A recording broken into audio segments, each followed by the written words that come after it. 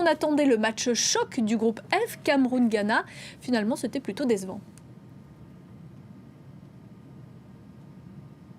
Oui, c'était une rencontre vraiment décevante. Pour être honnête, ça a été même l'un des matchs les plus ennuyeux à suivre de cette phase de groupe. Le jeu a été haché entre le Cameroun et le Ghana. Très peu d'occasions également. Une statistique résume tout cela. 5 frappes cadrées seulement pour le Cameroun, 6 pour le Ghana dans cette rencontre. Parmi les occasions à retenir, on retient surtout celle du Cameroun en première période.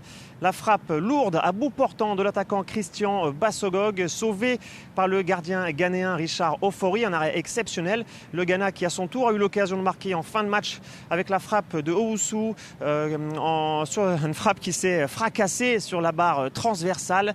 Les deux équipes ont donc laissé passer leur chance. Ça s'est terminé sur un 0-0. Plus tôt dans la journée, dans le groupe E, il y avait eu aussi 0-0 entre la Mauritanie et l'Angola. Les amateurs de football n'ont pas été gâtés aujourd'hui dans cette Coupe d'Afrique des Nations. Du coup, au classement, le Cameroun a 4 points et est quasiment qualifié pour les huitièmes de finale. Il faudra au moins arracher un match nul lors du dernier match face au Bénin pour les Camerounais pour être certain d'être en huitièmes de finale.